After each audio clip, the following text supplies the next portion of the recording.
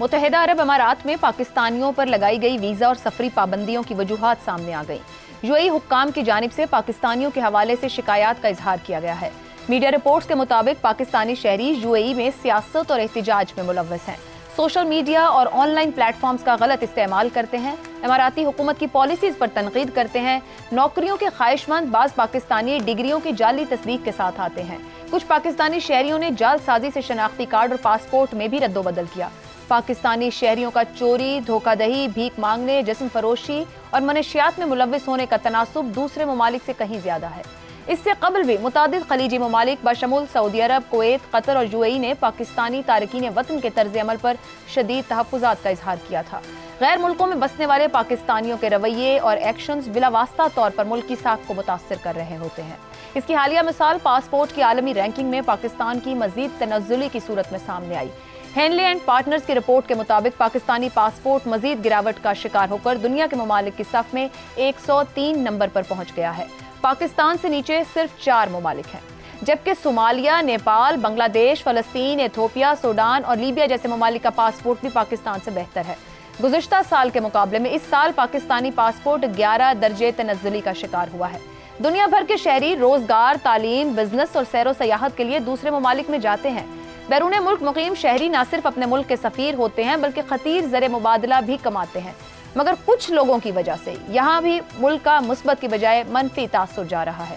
ऐसे में अहम सवाल यह है कि हम दीगर ममालिक में जाकर मनफी सरगर्मियों में सरे फहरिस्त क्यों हैं?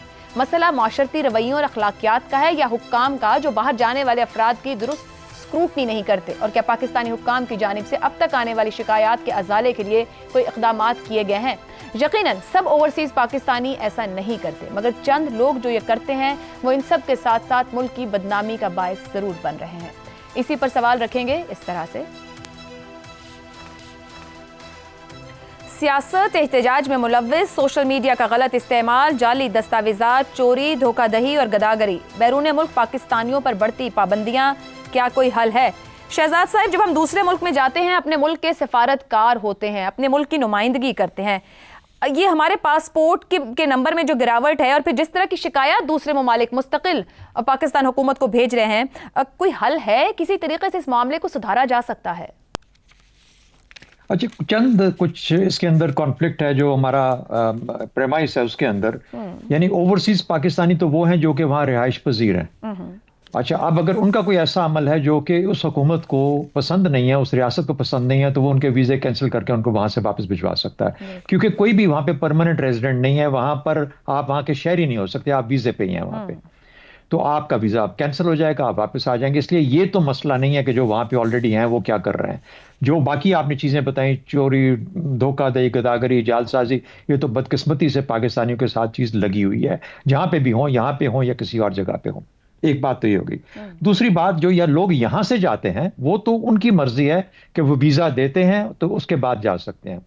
वीजे का मतलब ये होता है कि आप जब हमारे मुल्क जाएंगे तो हमारे मुल्क की कवानीन की पाबंदी करेंगे। मिसाल के तौर पे अमेरिका में जो पाकिस्तानी जाते हैं और अगर वो वीजा पे जाते हैं या वहां पे रिहायशी हैं उधर के, तो फिर वहां के कवानीन के नीचे रह के मिसाल के तौर पे वहां पर कुछ सियासी अमल के अंदर भी हिस्सा लेते हैं, जो कि पाकिस्तान की सियासत होती है। वहां पर किसी ना किसी शक्ल में आपको अपना वहां पे एक ऑल यूएसए अमेरिका का वो है, फिजिशियंस का एसोसिएशन है नॉर्थ अमेरिका के अंदर, तो वो है एक एसोसिएशन है, डॉक्टर्स की है, so on and so fourth. वहां पर एक पॉलिटिकल अमल का इजाजत है, वहां पे कर सकते हैं।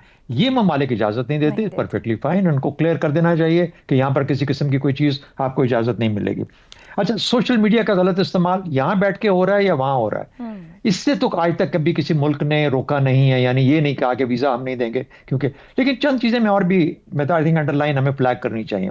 पाकिस्तान का इदाराती लेवल के ऊपर और हुकूमती लेवल के ऊपर यूएई के साथ बहुत गहरा, बहुत तारीखी, बहुत करीबी ताल्लुक है। इदाराती लेवल पे भी बहुत है। हमारी एजेंसीज, हमारे मिलिट्रीज, हमारी हुकूमतें, हमारे सियासतदान बहुत करीबी ताल्लुक रखते हैं।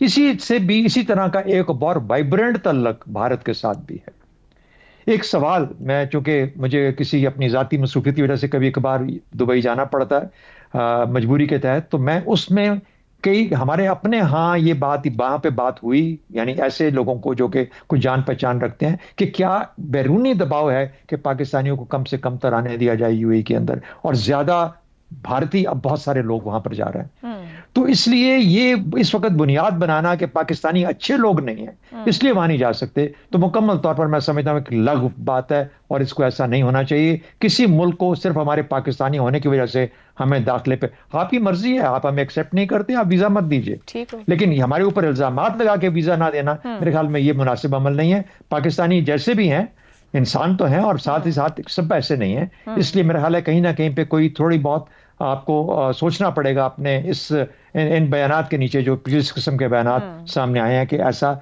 होना नहीं चाहिए, किसी मुल्क की इज्जत और तौकीर उस लेवल तक नहीं गिरनी चाहिए। दुरुस्त। इफ्तिखार साहब, जैसे शहजाद साहब ने जिक्र किया, दुबई यूएई की तामीर और तरक्की में बड़ा अहम किरदार रहा, एक तारीखी और गहरा ताल्लुक है सियासी लीडर्स का भी और इदारा जाती तौर पर भी देखा जाए। आज पाबंदियों की जद में है, अमीर यहाँ से दौलत छुपाने के लिए वहाँ ले जाते हैं, गरीब भीख मांगने को वहाँ पहुँचते हैं। तनज़्ज़ुली का जिम्मेदार कौन है, दौलत लूटने वाले, भीख मांगने वाले? क्या हम मुकम्मल तौर पर उधर मामला रख सकते हैं या हमें अपने कंडक्ट को भी, जो लोग वहाँ हैं उनके कंडक्ट को भी देखने? साहब ने एक और नुक्ता उठाया उस पर गौर करना चाहिए।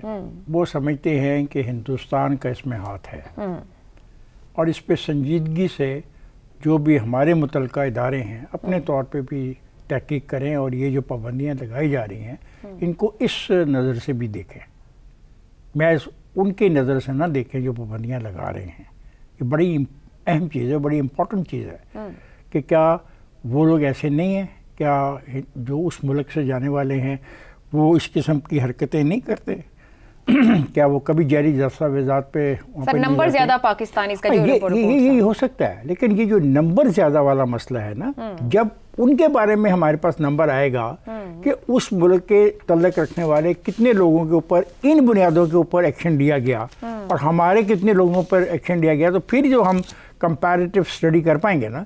लेकिन ये बहुत अहम नुक्ता है शहजाद साहब का, और मैं इसी को सपोर्ट करते हुए मुतल्लिका जो हमारे मुल्क के अदारे हैं उनसे कहूँगा कि इसको देखें और जो फैक्चुअल पोजीशन है वो हमारे सामने भी रखें और उस हुकूमत के सामने भी रखें। महज हमें बदनाम करने के लिए इस तरीके कार को इस्तेमाल करना अच्छा नहीं, एक बात।